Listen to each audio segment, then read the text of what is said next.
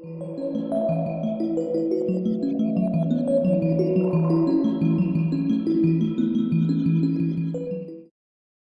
I'm Chris Germer, and thanks for your interest in this topic. For the next 25 minutes, I'll make a case for self-compassion as an antidote to shame. And then after that, I'd like to offer a 15-minute practice to give you a felt sense of everything I'm about to say. So for starters, self-compassion. Most of you probably already know a lot about self-compassion. However, it was not always like that. Back in 2003, Krista Neff published the Self-Compassion Scale. And her article was the only scientific article on self-compassion in the peer-reviewed psychological literature at that time. And now there are over 3,000 articles on the subject. So there's a lot of interest in self-compassion, mostly coming at the heels of mindfulness. My own introduction to self-compassion was personal, through the doorway of shame. I'm a clinical psychologist with a specialization in anxiety disorders. I suffered for 20 years from public speaking anxiety, and nothing in my clinical toolbox could fix it. I tried everything. Mindfulness meditation and exposure and beta blockers and cognitive restructuring, nothing helped. Until I learned loving kindness meditation for myself. In other words, just repeating phrases like, may I be safe, may I be peaceful, may I be healthy, may I live with ease. So prior to that, I'd actually been meditating for at least 30 years, but never explicitly and repeatedly offering kindness to myself. And then after I started doing that, 4 months later, I attended a big conference at Harvard Medical School. And when I got up on stage to speak, for the first time in my adult life, the anxiety just disappeared. And this was an amazing experience for me and also a revelation. So I learned a bunch of things. One important thing that I discovered at the time was that my anxiety disorder was actually not an anxiety disorder at all. It was a shame disorder. So all my efforts to manage or to accept anxiety really didn't work because anxiety wasn't the problem. Underlying shame wasn't the problem, and I wasn't touching it. And you can imagine, I used to get up on stage and talk about mindfulness, but I was, so nervous I could hardly get out a word. And that would, needless to say, get me to think, or at least to worry, that the audience would think that I was incompetent, that I was fraudulent, maybe a little stupid. So these are all symptoms of shame. But I wasn't able to address it throughout that whole time. But loving kindness meditation actually gave me the love and acceptance that I so desperately craved or needed, particularly when I was getting up on stage, despite being a flawed human being, despite having anxiety. And it also showed me what I'd been avoiding so long, namely shame. And also, interestingly, self-compassion started to address my shame even before I knew I had shame. In other words, it was only when I had the resource of self-compassion that I was actually even able to see shame. And I also discovered at the time that when we're in the grip of intense and disturbing emotions, like shame, sometimes we need to hold ourselves first before we can hold our experience. So that's actually the subtle difference between mindfulness and self-compassion. Mindfulness is loving awareness of moment-to-moment experience, and self-compassion is loving awareness of the experiencer, the sense of self. And so we all know when somebody else is upset that first we have to pay attention to them until they can calm down enough to be able to address the issue. Same thing with us. So together, mindfulness and self-compassion are a powerful combination for managing difficult emotions. What is self-compassion? First of all, I think self-compassion is a rather unfortunate term. Some people like to use the word inner compassion. And it's unfortunate because many people, when they think of self-compassion, they associate self with selfishness and compassion with weakness. But the research really shows quite the opposite. People who are high in self-compassion are less self-absorbed and narcissistic than people who are low in self-compassion. They're generally more emotionally resilient, in other words, not weak, more motivated to achieve their goals, generally happier and healthier mentally and physically. And also self-compassionate people tend to have more compassionate, satisfying relationships with others. So it's really got nothing to do with selfishness or weakness. What does self-compassion mean? An informal definition of self-compassion is when we suffer, treating ourselves with the same kindness and understanding as we would treat a dear friend. And this is actually a radical act. Research by Kristen Neff shows that 68% of us are actually more compassionate to others than to ourselves. Only 6% of people are actually more compassionate to themselves than others, and the remaining 16% are about even. Self-compassion is also a humble enterprise. We're really just including ourselves in the circle of compassion. We are not systematically excluding ourselves. And this has enormous ramifications in terms of health and well-being, and not just for us, but also for others, as I mentioned. When Kristen developed the scale, her formal definition of self-compassion had three components: mindfulness, common humanity, and self-kindness. So to be self-compassionate, we need to, number one, know we're struggling while we're struggling with some measure of acceptance. That's mindfulness. We can't be compassionate if we don't know we're struggling, right? Part two, component two, is we need to feel kinship with others in the midst of our suffering. In other words, to see our suffering as part of the human experience rather than isolating us. And we also need to have a warm and kind attitude toward ourselves. And this is the self-kindness aspect. So we need all three components to have self-compassion. In Kristen's model, the opposite of mindfulness is self-absorption or or over-identification or rumination. That's the opposite of mindfulness. The opposite of common humanity is isolation and loneliness. And the opposite of self-kindness is self-criticism or self-doubt. What's interesting is that in 2003, when Kristen developed this model, she wasn't aware that self-absorption, isolation, and self-criticism are actually key features of shame. But they are. So theoretically, self-compassion is the opposite of shame. And the research also bears this out. That is to say, whenever scores on the self-compassion scale increase, scores on shame scales decrease. So I'm a clinical psychologist, and I've always been interested in shame, and particularly the shame side of self-compassion, because shame is associated with just about every psychological disorder, including anxiety, depression, substance abuse, eating disorders, personality disorders, relational conflict.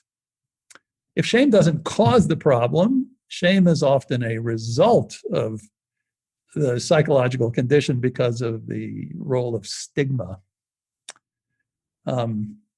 Anyhow, right now I'm writing a book on self-compassion and shame 15 years after discovering the power of self-compassion to alleviate my own shame fear-based public speaking anxiety. So what's shame? So in a nutshell, shame is a self-conscious emotion with negative self-evaluation. So shame means I'm imagining in my mind what you are imagining about me, and it's not good. So shame can be considered scorn in the eyes of another. And when we feel shame, there's always an attack on the sense of self. So, for example, there's a difference between guilt and shame, which most people are aware of. Guilt means I did something wrong, and shame means I am wrong. Guilt means I made a mistake. Shame means I am a mistake. So there's an attack on the self. But shame is way more common than we think. So, for example, if you want to wake up in the morning at 6:30 a.m. and you sleep till 8, when you wake up, you might think, oh gosh, I'm such a lazy person. Or if you forgot your sister's birthday, you might think, what kind of a sister am I? So these are all attacks on the self. Or if you drove by a tennis court and had the thought, I could never play tennis, I'm too uncoordinated. In those moments, you would actually be unwittingly shaming yourself. How often does this go on in our minds in the course of a day? Frequently. So human beings are actually hardwired to feel shame. Shame served the purpose of keeping the tribe together during our evolution by making it extremely painful when we violated group norms. The tribe needed to stick together for survival. And it hurts, shame hurts really badly, emotionally, but when we break the rules. But this actually meant that we would stop doing what we were doing, and that it wasn't the tribe didn't have to hurt us physically in order to bring us back into line. We were already hurting emotionally when it was clear that we broke the rules. So it has a evolutionary function. Most shame actually comes and goes rather quickly, especially when our tribe welcomes us back into the fold. However, when we refer to shame nowadays, we're really not talking about this kind of adaptive shame that makes us stop and then review what just happened. We're talking about the shame that we carry with us everywhere we go.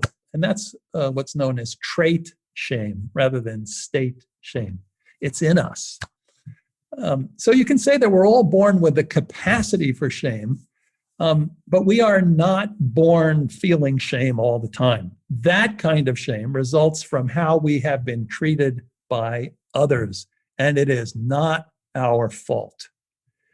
Interestingly, research shows that shame is less about doing something wrong than about being devalued by others, even when we did nothing wrong. So, for example, we can feel shame because of how we're treated, even if we did nothing wrong. And when we are treated badly by others, we internalize those attitudes, and then we feel badly about ourselves. So we can be mistreated by people in our own families, for example, in childhood. We can be mistreated by others outside the family, people whom we know. And we can also be treated badly by the culture, cultural oppression based on our identities, such as race, ethnicity, ability, financial status, gender identity, age, sexual orientation. No fault of our own. But if the culture devalues, demeans, and degrades us, that gets inside of us and causes shame. Fortunately, we can connect with a collective or with supportive people, and we can actually dismantle shame. Interestingly, though, even when shame results from our own actions, it should not be a life sentence. We shouldn't have to carry this around with us for the rest of our lives, because our mistakes are really a product of a vast multiplicity of conditions that are beyond our control, such as our personal history, our emotional triggers, whatever is going on at the moment, maybe what we had for breakfast. Yeah. So we could say that the only true cause of anything is the universe of interacting causes, and that is not under our control. Stuff happens. Nobody wakes up in the morning and says, gee, I'd like to do something today that's going to make me feel shame for the rest of my life. Stuff happens in us and through us. We have some control, but not as much as we think. So therefore, we need to find a way of eventually forgiving ourselves for our mistakes. In the words of the eminent psychologist Paul Gilbert in the UK, shame is not our fault, but it is our responsibility. Once we feel shame, hopefully we can learn to behave in a way that doesn't cause additional harm to ourselves and to others. In other words, to learn how to work with shame, to keep shame from perpetuating itself. And shame can cripple us. For example, the shame that results from severe childhood abuse and trauma. What makes trauma become post-traumatic stress disorder is largely the shame aspect. We remove the shame aspect by increasing the self-compassion aspect, and then we're much less likely to have post-traumatic stress. And shame can also hold us back in subtle ways. For example, if we don't speak up as we should, or maybe if we work too hard to prove our self-worth because we don't actually feel as much self-worth, that's the work of shame. Or maybe we're angrier than we should be. Everything is perceived as kind of a threat to our self-esteem because our self-esteem isn't strong, right? Because shame is tearing it down. So these are subtle ways that shame influences our lives. And also in the workplace, shame can hold us back. Shame reduces our motivation. People who are high in self-compassion are more motivated to achieve their goals. It reduces our motivation. It decreases our authenticity, right? When we feel shame, we don't trust ourselves. It robs us of self-confidence. It makes it harder to face our mistakes. If a mistake is a critique of who we are as a person, harder to face. And then we can't learn from them. Shame also makes us self-absorbed. We're thinking about ourselves when we are being attacked, right? Even if it's from within. It also makes us less creative, and it can lead to all kinds of unhelpful behaviors at the workplace, such as isolating ourselves or being overly compliant or aggression, which is not good for anybody. So mindfulness of shame is actually the first step to alleviating shame. Mindfulness is, as I said, knowing what we're experiencing while we're experiencing it with acceptance. Unfortunately, it's not a given that we recognize shame, especially while it's happening within us. Shame is mostly invisible. And it certainly was for me during those decades of public speaking anxiety. I was only looking at anxiety. I couldn't see the shame. I didn't have the strength to face the shame. It was invisible.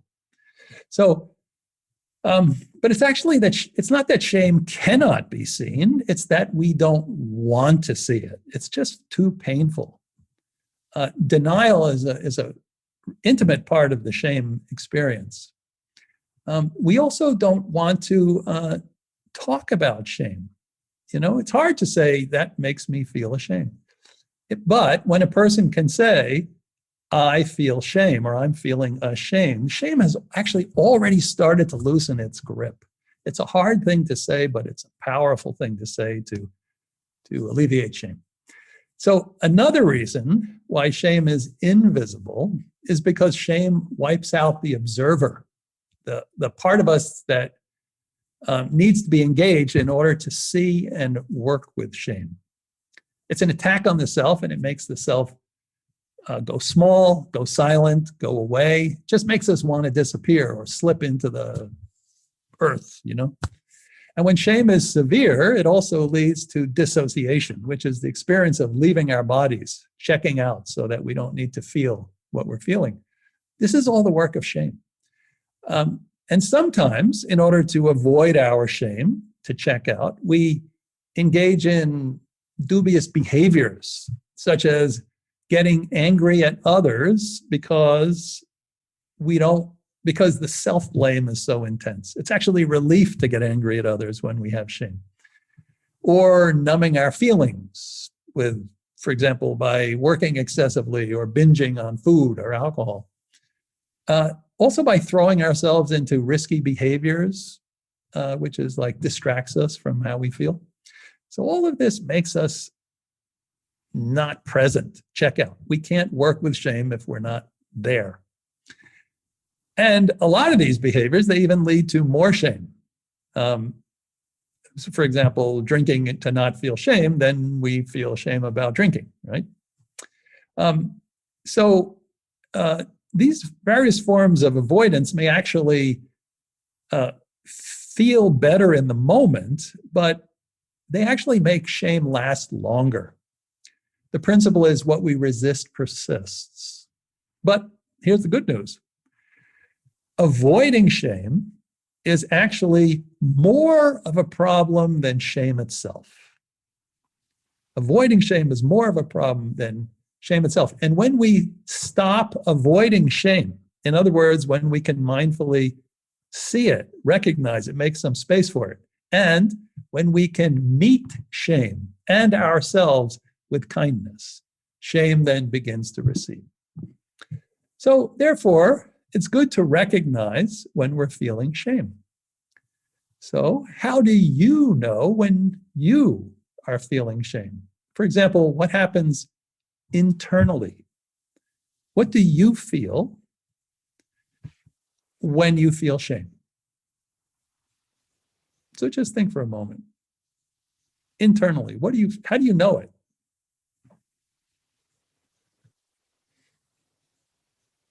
Because we do know it, don't we? When we want to know it. So there might be a sinking feeling. There might be a sense of like being punched in the gut. Sometimes there's tightness in the throat or the chest. Sometimes there's a sense of hollowness or emptiness in the head region. Oftentimes there's flushing or in the face or tension, or your skin crawls or you feel nauseous. These are internal ways of feeling shame, like, ugh. Right? And then also shame has external physical manifestations. So for example, one of the most common expressions is a kind of slumped shoulders, averted gaze, muted speech. Maybe there's some fidgeting. Sometimes people are absolutely still, sort of frozen, swallowing hard.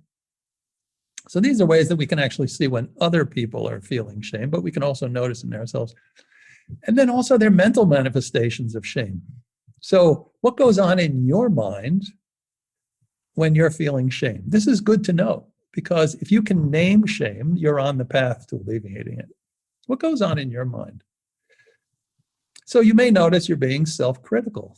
Like I was saying, I could never play tennis, I'm too uncoordinated. Could we recognize that kind of criticism? That's shaming. So there's self-criticism, maybe a sense of inadequacy, like I'm not good enough. Mentally, there's often confusion, like what? Or powerlessness, vulnerability. That's so common with shame. We feel profoundly vulnerable, naked, just like Adam and Eve, naked. Mistrust, sense of unworthiness, incompetence. Another thing the mind does, as I mentioned before, is rumination and self-absorption. Actually, it's interesting. When people are feeling guilty, they're actually less self-absorbed and they're more likely to be able to repair a relationship if they cause somebody harm. When people are ashamed, they're just self-absorbed and they're actually less likely to do anything about it, to fix it. So most of this kind of trait shame is actually not good for social relations. So this is what goes on in us. We start to ruminate, become self-absorbed. So the amazing thing about shame is that shame, after all this said, is mostly an illusion. It's an illusion. Shame feels really terrible. It can ruin our lives. It can ruin other people's lives. This is definitely a fact. But like in the film The Wizard of Oz, when we pull back the curtain on shame, when Toto pulled back the curtain on the wizard, what was left? There was a benign showman holding a few levers, you know? So shame is like that. When we pull back the curtain of shame, when we see it through new eyes, the terrifying aspect actually withers away. So what do we find when we look more closely at shame, especially through the eyes of self-compassion? What does shame look like? So we discover that there are actually three paradoxes about shame, three insights. There's an illusion and there's an insight. So the first is that shame feels blameworthy, but it's actually an innocent emotion that calls for kindness. Shame, an innocent emotion. It's innocent because it arises from the wish to be loved. The energy of shame is the wish to be loved. It is innocent. The second insight is that although shame feels isolating, it's actually a universal emotion. Everybody knows what shame is. It's universal. It actually connects us when we remind ourselves. And the third insight is that shame feels permanent and all-encompassing. It's like this is like who I really am. You know, it feels like this is some truth about us. It feels all-encompassing, it feels permanent, but it's just an emotion. Shame is just an emotion. It's a temporary emotion. We don't always feel shame. It's a temporary emotion, and it only represents a burden that part of us is carrying. It is not who we are.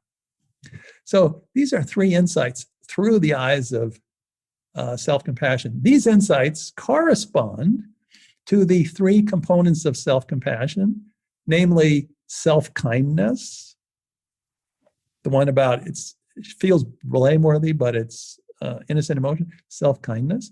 Second, common humanity. And third, mindfulness. And we can, when we discover these insights, in other words, not just intellectually, but feel them in our own direct experience, shame can never be quite the same again. We actually pierce the illusion. So what I'd like to do now is just to speak about the first illusion, and that is that shame feels blameworthy, but it's an innocent emotion that calls for kindness. And then after that, we'll do an exercise, the self-compassion break for shame, which will give you a direct experience of all three paradoxes, of all three insights, and how self-compassion can help. Okay? So the first insights. When we use the word innocent, when I say that it feels blameworthy, but it's an innocent emotion, we are not denying that shame can have tragic consequences. We're simply suggesting that shame arises from the universal wish to be loved. So reclaiming the wish to be loved is the first and most courageous act of many people on the path to self-compassion. And it can also, by the way, kick up a lot of difficult emotions. But the innocence of the wish to be loved also makes self-compassion more accessible. So it's so much easier to feel compassion for innocent beings. Easily we feel compassion for children, pets, dolphins, including ourselves when we connect with our innocence. So some people don't like the idea of the wish to be loved. Maybe they prefer the need to belong or the need to be appreciated, to be respected, to be included, to be connected. So this is all fine. You can use whatever language feels right.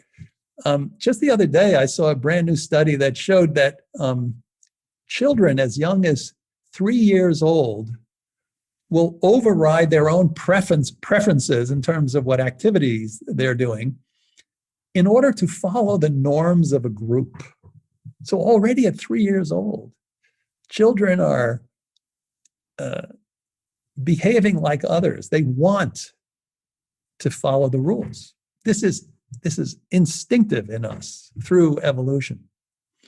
I like personally the phrase "the wish to be loved" because it captures a deep, primordial, vulnerable need that we have. And actually, to heal shame, we need to go to this vulnerable place. In other words, out of the conceptual and into the visceral.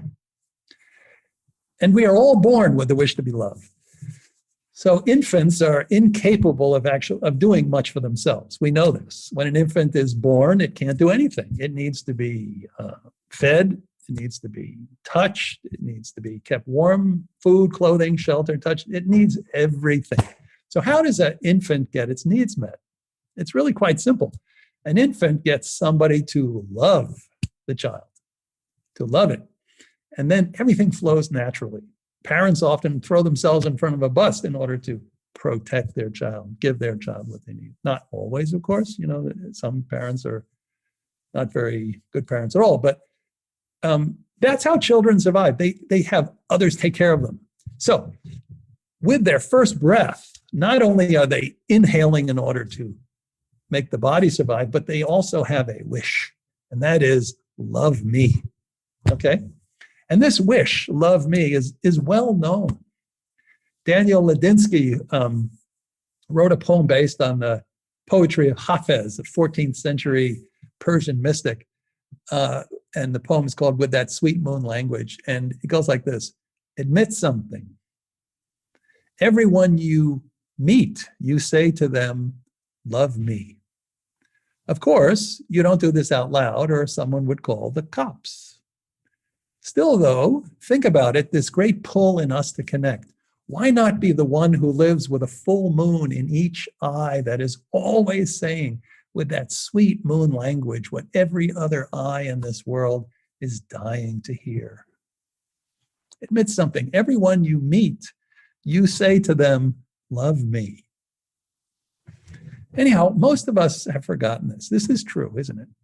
But most of us have forgotten this universal wish to be loved that is beating in our hearts at this time. In fact, in this moment, as you're looking at me in the screen, you're hearing all about shame and self-compassion. Do you see in my eyes the wish to be loved? It's there.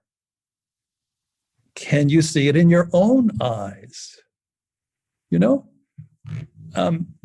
So all of us have forgotten. And why have we forgotten? We've forgotten because it hasn't worked, right? We've been hurt. We've reached so many times. We've reached out to people, intimate people, more distant people, to be loved just as we are, and it didn't work. So we kind of had to forget. If we continued to seek to be loved in every interaction consciously, we would be wounded over and over again. So we've actually sort of started to specialize. I'll be like strong or intelligent or charming or who knows what in order to be loved, right? We're not open for this all the time, but still we wish it. And what would it be like if we remembered this wish to be loved? In other words, what if you woke up in the morning, put your hand over your heart and said to yourself something like, just as all beings wish to be loved, so do I, too, now and throughout the day, wish to be loved. What it would be like if in your mindset you knew this. And then you walked out into the kitchen, you saw your children or your spouse, or you walked down the street, you saw a stranger, and you knew that you wish to be loved. What would you see? So inevitably, you would also see that person also wishes to be loved. And when you see that in other people, would it change your relationship to another person? Definitely. You would feel much closer at a vulnerable level, not so afraid. This is an amazing insight. This is part of who we are, but we have long forgotten. What does this have to do with shame? Well, shame is the belief that something is wrong with us that renders us unlovable, unworthy, too flawed to be accepted just as we are. That's shame. And when we look deeply at the nature of shame, we can see that we would never feel shame if we didn't wish to be loved. So shame is that the wish to be loved is the energy that sustains shame. If you didn't wish to be loved, you wouldn't care what other people were thinking about you. You would have no shame. So it's this energy, this primordial wish to be loved that actually sustains shame. So here's the deal. Shame and the wish to be loved are like two sides of the same coin. One side is shame, the other side is the wish to be loved. And when we turn over, in the midst of shame, if we can turn over the coin and see the wish to be loved, if you notice when you're feeling shame, gripped with shame, and you can recognize, I wouldn't feel like this unless I wish to be loved. When you can see that, in that moment, you will start to slip through the web of shame, because in that moment, you're going to slip into into your primordial innocence, the innocence with which we were born, that primordial wish. So connecting to the wish to be loved actually opens the door to self-compassion. More specifically, it opens the door to innocence, which in turn opens the door to self-compassion. The next step is to give ourselves the compassion that we need, especially in a moment of shame, which is the trickiest of all situations to receive compassion. So what I'd like to do now is to lead you in a brief exercise called the self-compassion break for shame. And it's based on the three components of self-compassion: mindfulness, common humanity, and self-kindness, in that order. Before we do this exercise, please ask yourself if this is a good time to touch shame in your life.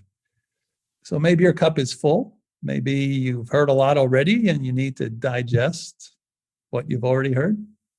Or maybe you're going through some stress in your life and you actually don't need this right now, this exercise. So please take really good care of yourself. You can always listen to this recording at another time.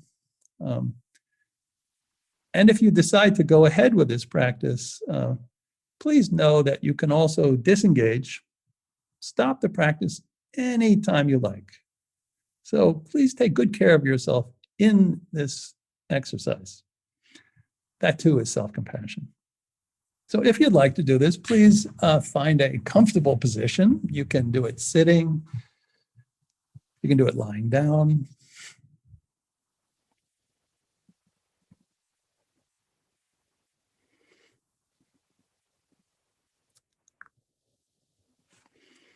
And then gently close your eyes.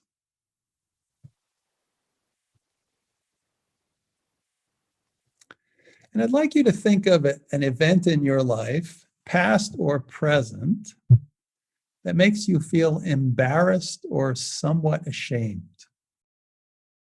That's to say, about a 3 on a scale of 1 to 10.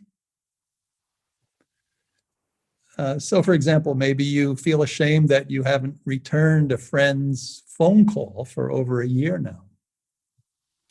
Or maybe someone at work is more successful than you and makes you feel less than. Or maybe you don't have enough money to do fun things with your friends and feel embarrassed when you have to say no. Or maybe you're getting a divorce and you think it reflects badly on you. So please think of an event that's kind of mild to moderately embarrassing, somewhat shameful, but not anything traumatizing, because this exercise won't work. the first time you do it. Something mild.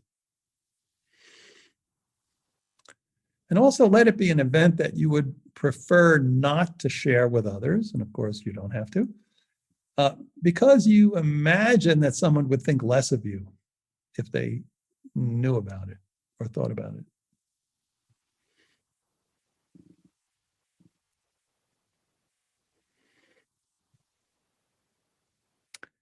And if you go from a 3, again, you want this to be about a 3 on a scale of 1 to 10. If you go from a 3 to a 10 in intensity during the exercise, which can happen, then please just go ahead and let go of the exercise. Just disengage from the instructions. You can always come back to this later, okay?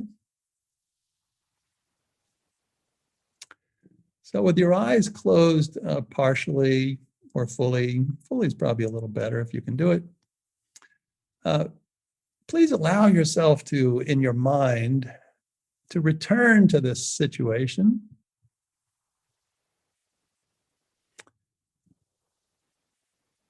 And recall how it feels, if it's a present situation, or how it felt at the time, if it's a past situation.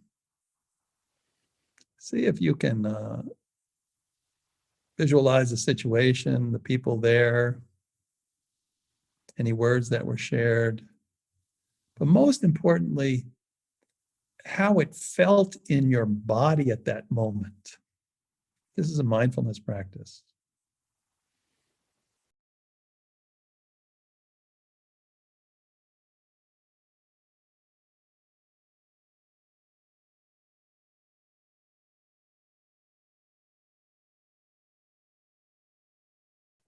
So this takes some courage.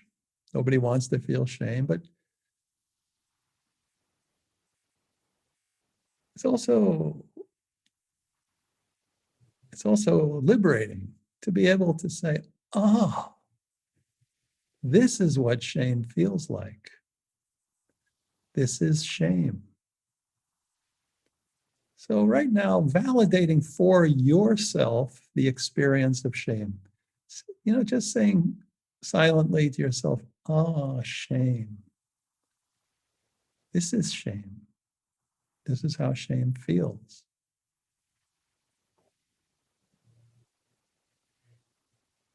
And doing it in a kind way, as you would for a friend. Oh, you're feeling shame.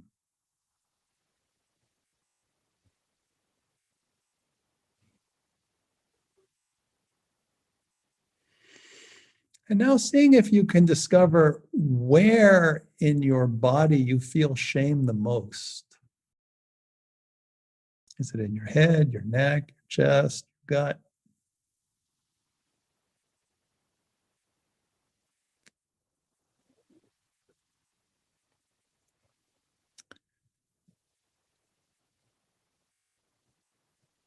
And also allowing the experience to be there just as it is. Perhaps making a little more room than usual for the experience of shame in your body.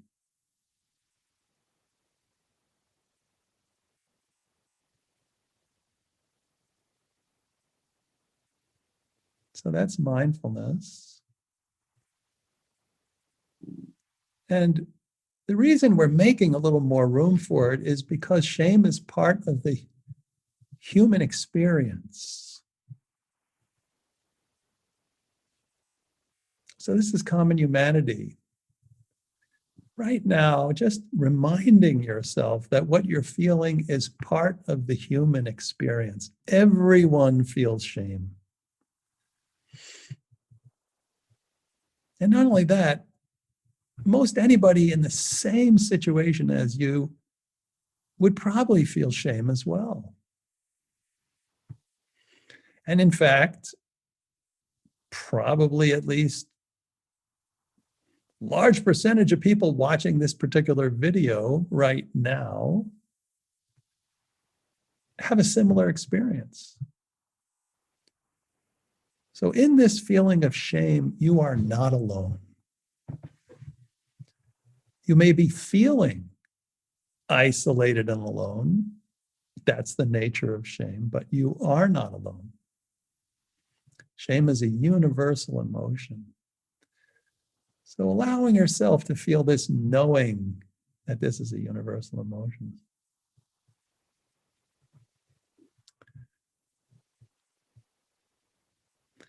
And while you're feeling it, I would like you to consider for a moment that you only feel like this because you, like everyone else on this planet, just wants to be loved, or just wants to be appreciated, to be respected, to belong. That shame happens. We worry about whether we're accepted or whether we fit in or whether we're liked or loved. We worry because this is so important to us. This wish springs eternal. Can you feel it springing eternally in you? Can you feel how this energy, this wish to be loved, is what leads to this worry, this concern, this shame? Can you allow yourself to drop deeply into that innocent wish? Perhaps just saying, yes, I, like every living being, just want to be loved, want to be appreciated, want to belong.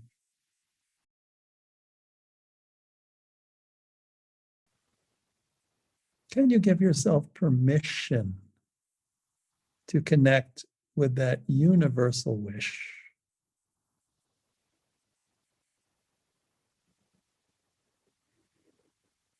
And as you do that, what happens to your shame? Stay with the wish, that tender, vulnerable yearning in us all.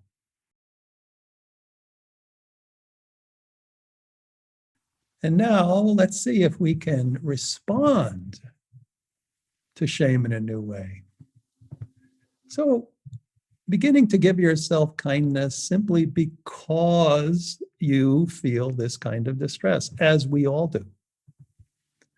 So what you can do if you like is you can go ahead and put a hand on the part of your body that feels shame, if you like, if it's comfortable. Could be your face, your neck, your chest, your belly. And just feel the warmth of your hand if it's warm, or definitely the gentle touch.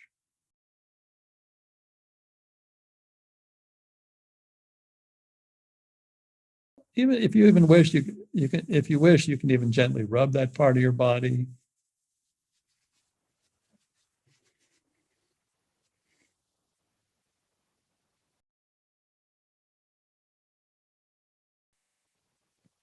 Just taking it in.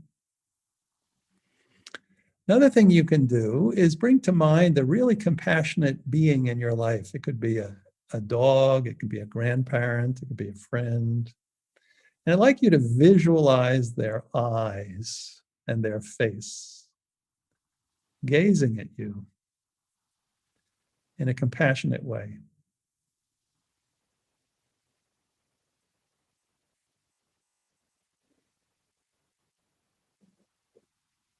And just allow yourself to bathe in that gaze.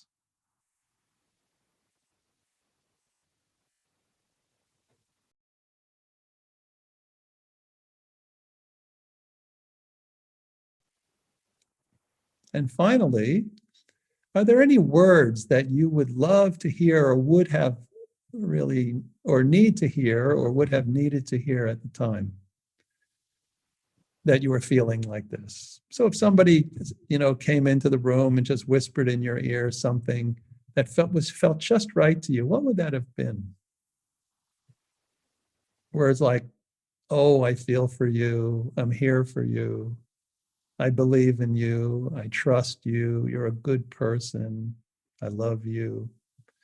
What words would be like honey, nectar, medicine in that moment?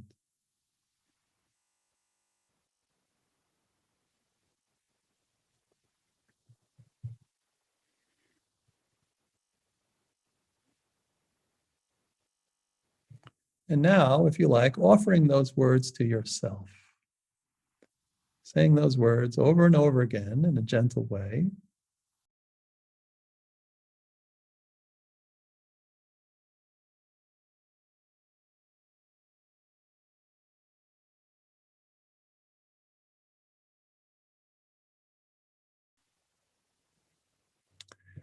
Now putting it all together, just noticing how the hand feels on your body, visualizing compassionate eyes, and offering yourself these kind words.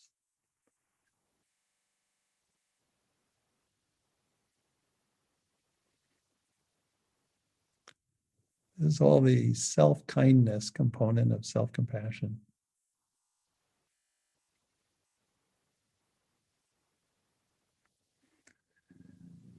Okay, so now I'd like you please to release this whole practice and just allow yourself to rest in your own experience, knowing,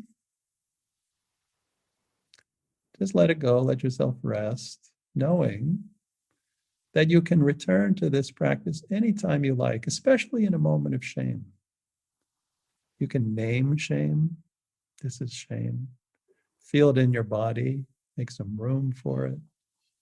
Remind yourself you're not alone. Connect with the universal wish to be loved. And then you can be kind to yourself in some way. So before you open your eyes, just allowing the whole experience to settle.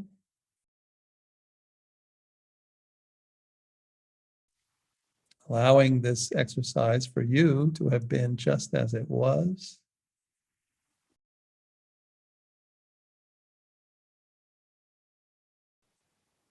And if for only one moment, for this moment, allowing yourself to be just as you are, just like this.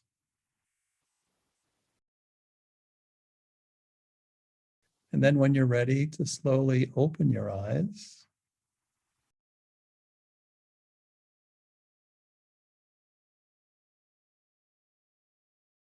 so I want to thank you. Thank you for listening to this talk. Thank you for participating in this exercise. So we have gone where angels fear to tread, you know. Shame is the most difficult human emotion, but we can go there with mindfulness and with self-compassion. If there's any residue from this exercise that continues to linger after a while, please take really good care of yourself in some behavioral way, some way that's familiar to you. Drinking a cup of tea, taking a warm bath, listening to music. Just taking really good care of yourself, that too is self-compassion. So I'd like to thank you for listening to this Wisdom for Life series on mindfulness and compassion. Perhaps two of the most important inner resources that we could ever learn. Thank you so much.